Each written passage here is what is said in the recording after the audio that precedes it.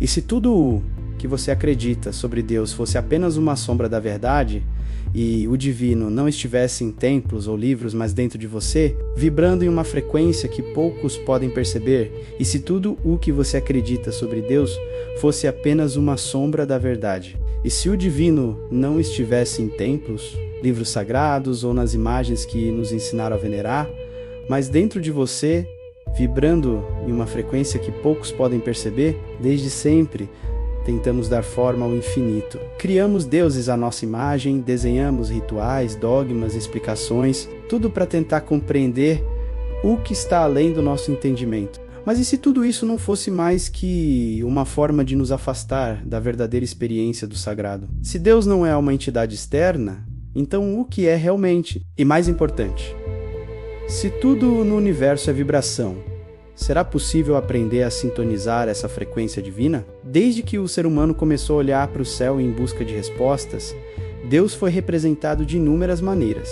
Para alguns é um ancião sábio, sentado em um trono celestial. Para outros é uma presença amorosa e onipresente que permeia tudo. Mas e se todas essas imagens não fossem mais que metáforas, simples tentativas humanas de traduzir aquilo que está muito além da nossa compreensão? A verdade é que nossa linguagem tem limites. Tentar definir Deus é como tentar capturar o vento com as mãos. No Kybalion, um dos textos mais antigos do Hermetismo, há um princípio que diz: o todo é mente, o universo é mental. Em outras palavras, a realidade tal como a percebemos não seria mais que uma manifestação de uma consciência superior. O neurocientista Donald Hoffman, professor da Universidade da Califórnia, sugere que a realidade que percebemos não é objetiva, e se fosse apenas uma interface que nossa mente criou para poder interagir com o mundo. Nesse caso, tudo o que percebemos, incluindo a ideia de Deus, seria apenas uma construção da nossa mente. Lao Tse, no Tao Te Ching, nos deixou uma pista: o tal que pode ser nomeado não é o verdadeiro tal. O mesmo se aplica a Deus. Cada vez que tentamos limitá-lo a um conceito, estamos reduzindo o infinito ao finito. Durante séculos, as religiões organizadas moldaram o divino em algo distante, separado de nós, acessível apenas através de sacerdotes, templos e rituais. Mas será essa a verdade? E se Deus não fosse um ser com forma definida, mas sim um campo de consciência e energia que permeia tudo? Nikola Tesla, um dos maiores gênios da ciência, afirmou: se você quer encontrar os segredos do universo, pense em termos de energia, frequência e vibração. Será que Tesla já compreendia que tudo, incluindo a consciência, está sintonizado em diferentes frequências? Isso explicaria por que algumas pessoas acessam estados elevados de percepção, enquanto outras permanecem presas na materialidade e no medo. A física quântica desafia tudo que acreditávamos saber sobre a realidade. O famoso experimento da dupla fenda mostrou que a simples observação pode alterar o comportamento das partículas subatômicas. As civilizações antigas pareciam ter intuído isso. No Egito, os conceitos de Kaiba falavam sobre a dualidade entre a alma e a energia vital. No hinduísmo, Brahman é descrito como uma consciência universal, da qual tudo faz parte. Mas em algum momento este conhecimento se perdeu ou foi ocultado. Se você acredita que Deus está fora de você, que só pode acessá-lo através de dogmas e rituais, então se torna dependente. Mas e se a verdade fosse que Deus está dentro de você, vibrando na sua própria frequência? A ciência já nos demonstrou: tudo no universo é energia em constante movimento.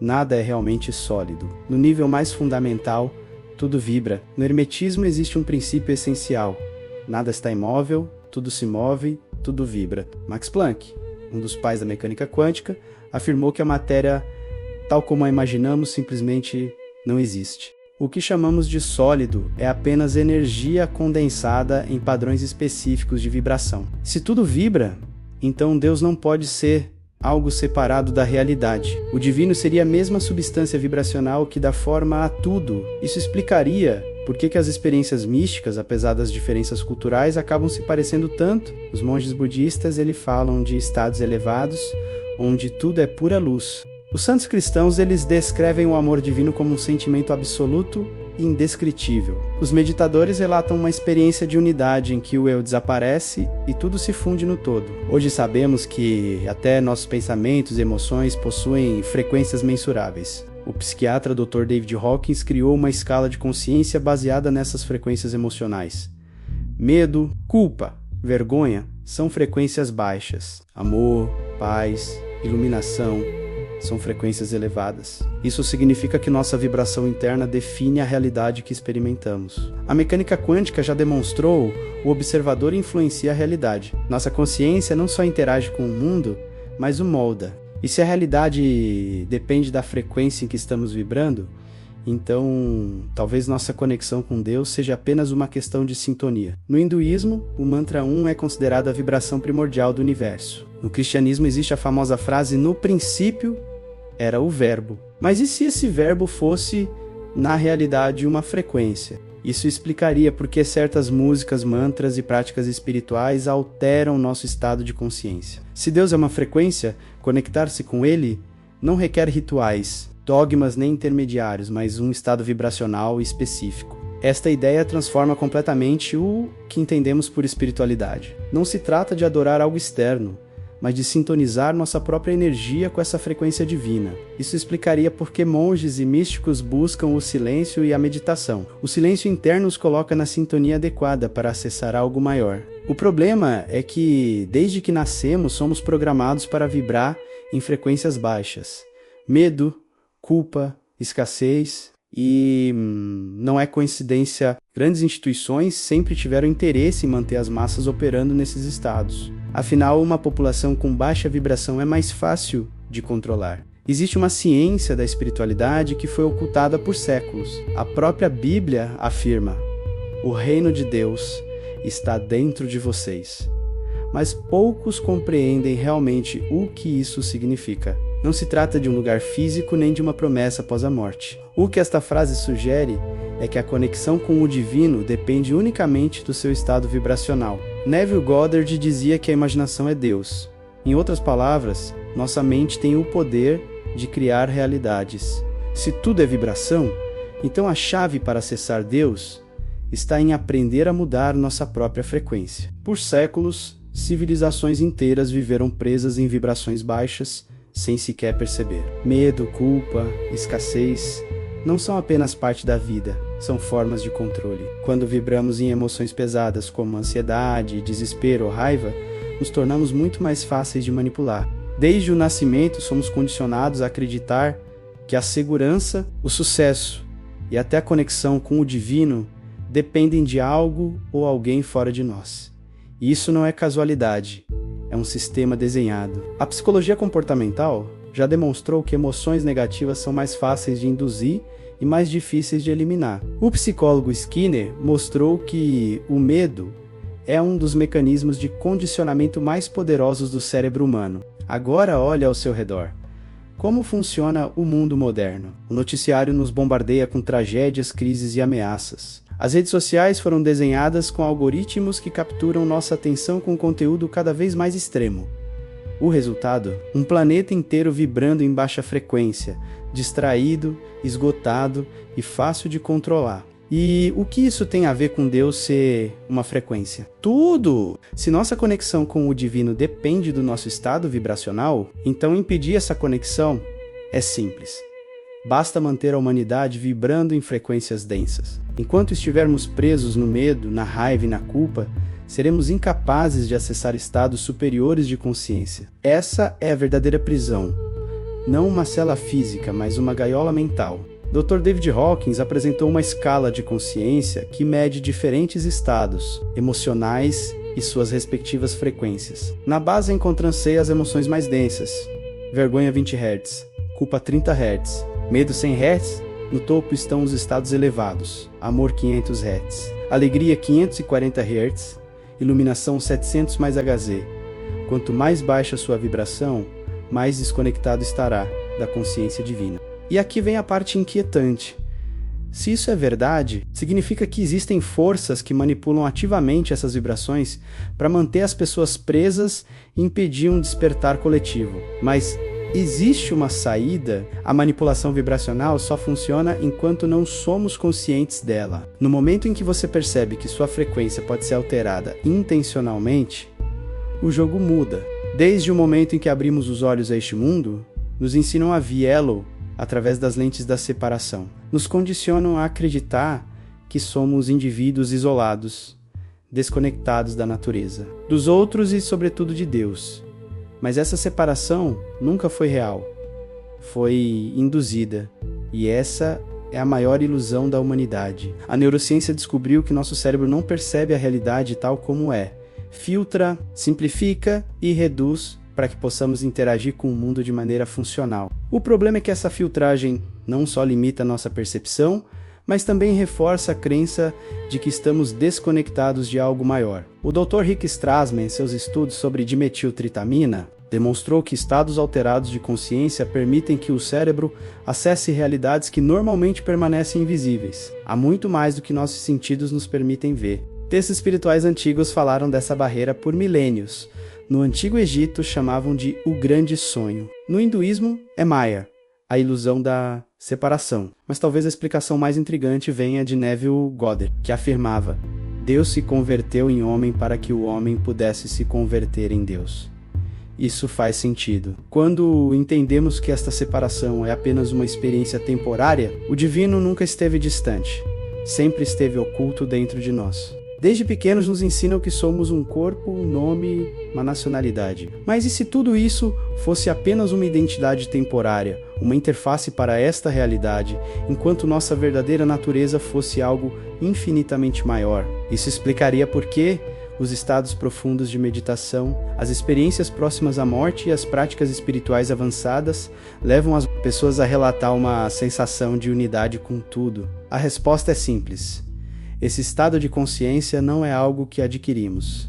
Já existe dentro de nós, mas foi obscurecido pelo condicionamento da mente. O físico mítico Swami sugere que a mente não está confinada ao cérebro. Propõe que a consciência existe fora do espaço-tempo e que o cérebro é apenas um receptor sintonizando diferentes frequências da realidade. O véu que nos separa do divino não é algo externo. Foi construído dentro de nós através das crenças que herdamos, através do medo, da culpa e da necessidade de validação externa.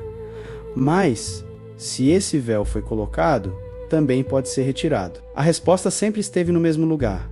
No silêncio, todas as tradições espirituais chegam à mesma conclusão. A mente precisa se aquietar. No budismo, a iluminação acontece quando os pensamentos cessam. No cristianismo místico, os santos relatavam escutar a voz de Deus no absoluto silêncio interior.